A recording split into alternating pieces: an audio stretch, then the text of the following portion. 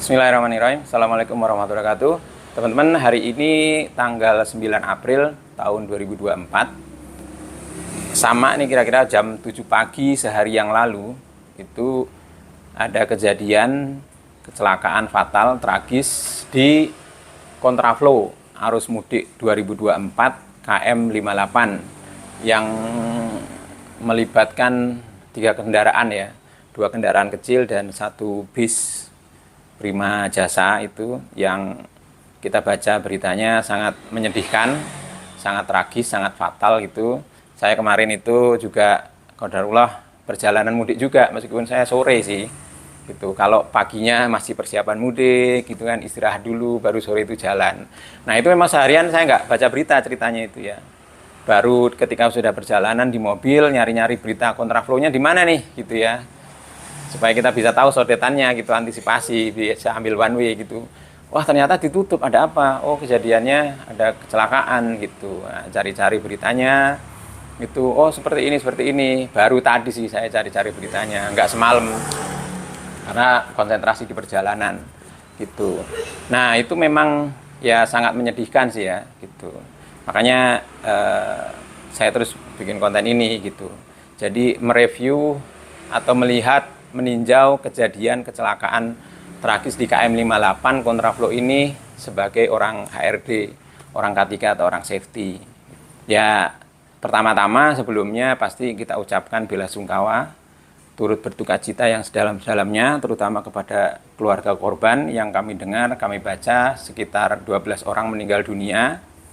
Semoga Allah mengampuni segala dosa-dosanya, menerima amal ibadahnya, dan keluarga yang ditinggalkan semoga diberikan ketabahan, kesabaran, dan bisa melewati ujian ini dengan baik. Itu. Kemudian untuk yang korban yang masih luka-luka, yang dalam perawatan, semoga diberikan kesembuhan dengan kesembuhan terbaik, cepat pulih, sehat kembali, dan bisa berkumpul dengan keluarga lagi dalam suasana lebaran. Nggak lupa juga kita doakan kepada para petugas di lapangan yang saat ini orang lain sedang liburan, mereka tetap bertugas, yaitu para aparat kepolisian, petugas dinas perhubungan, kemudian instansi-instansi terkait, dan juga para petugas medis yang sangat standby itu. Semoga diberikan kemudahan dalam melaksanakan tugas-tugasnya, diberikan kelancaran gitu ya. Semoga nggak ada kejadian apapun gitu ya. Kalau ada kejadian jangan fatal-fatal gitu. Kalau toh misalnya qadarullah Allah menghendaki ada kejadian yang harus ditangani, semoga mampu ditangani dengan baik, mampu diselamatkan ya, kalau misalnya itu ya, proses penyelamatan diberikan kemudahan dan sebagainya gitu. Nah ini doa kita semua untuk para korban dan para petugas, dan insya Allah mudah-mudahan kedepannya tidak ada kejadian-kejadian lagi.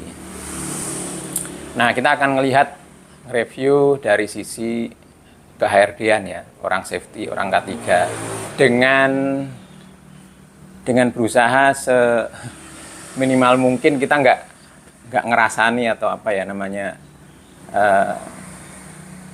pasti pihak keluarga korban juga sangat sedih sekali. Yang pertama pasti ya tentang sistem atau yang berjalan ya, sistem yang berjalan, yaitu dengan adanya kontraflow dan one way itu. Sama lah kita seperti di pabrik itu, cuma ini mungkin bukan ngomongin tentang SOP-nya atau apa gitu ya.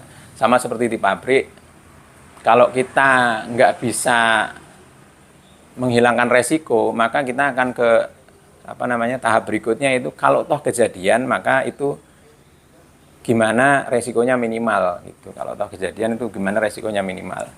Jadi kalau ketika kontraflow ya, gimana tuh kalau misalnya ya namanya mobil oleng atau pengemudinya ngantuk gitu, kemudian atau misalnya nih ya fail itunya, rodanya, bannya sehingga pecah, kemudian oleng dan sebagainya gitu.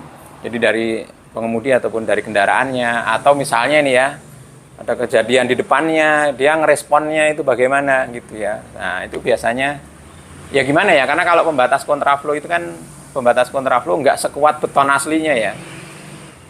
Jadi kalau ketika oleng karena pembatasnya itu ini apa namanya, cuma tali kemudian kon gitu, pasti dia keluar jalur itu gitu, pasti keluar jalur dan bertemu dengan jalur lawan arahnya, wis adu banteng itu pasti. Jadi seperti itu, karena nggak akan bisa nahan ini. Jadi ketika kejadian gimana ini minimal gitu resikonya, karena kalau yang aslinya kan beton tuh. Jadi kalau ditabrak mobil kecil pasti mobilnya yang kalah lah, betonnya tetap perkasa. Tapi kalau ditabrak mobil besar mungkin betonnya pecah. Nah itu tuh apa namanya itu terkait dengan sistemnya. Bagaimana kita meminimalisir kejadian, karena sebagus apapun kita membuat sistem pasti yang namanya leak, yang namanya potensi itu pasti ada.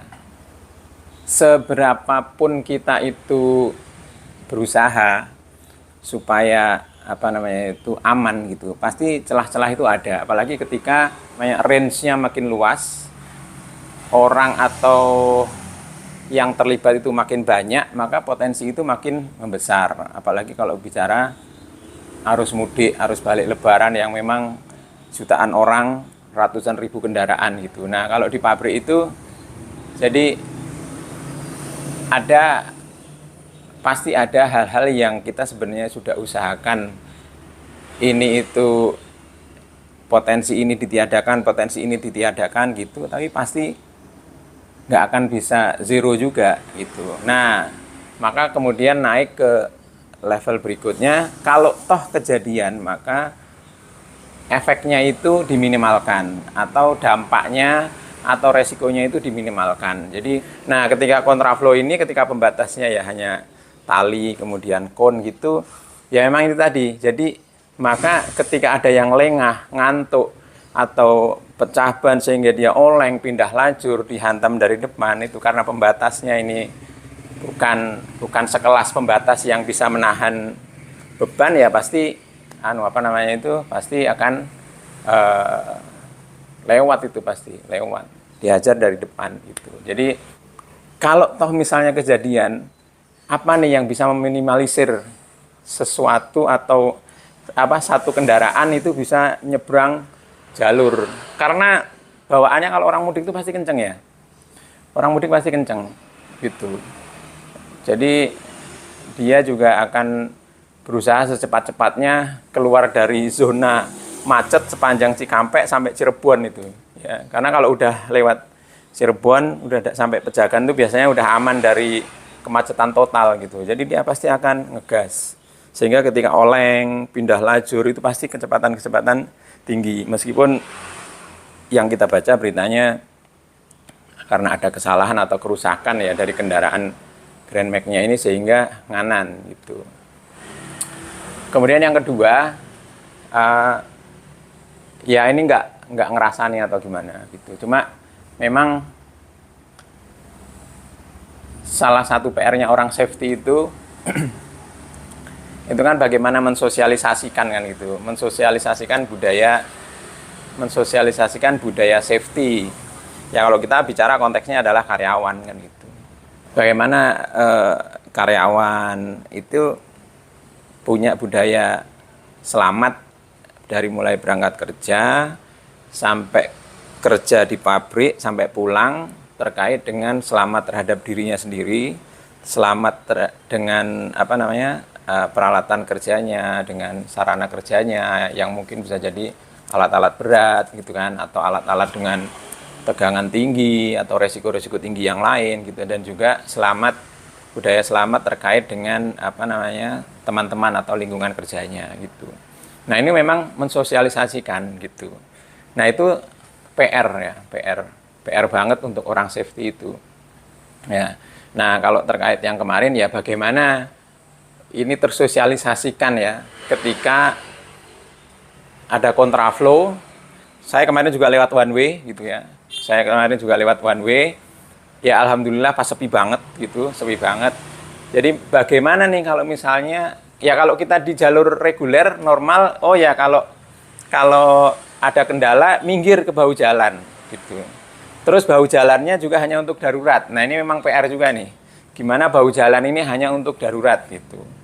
Itu ya. Nah, kalau ini lebih ini lagi nih, lebih naik lagi levelnya di one way. Kalau di one way, kalau keadaan darurat di kanan apa di kiri?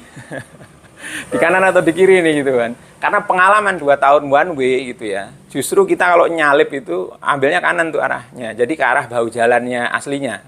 Bahu jalannya yang arah dari sana tuh gitu. Nah, padahal bahu jalan ini lebih remuk kondisi jalannya. Jadi nah, ketika ada darurat itu ambilnya ke kiri atau ke kanan gitu.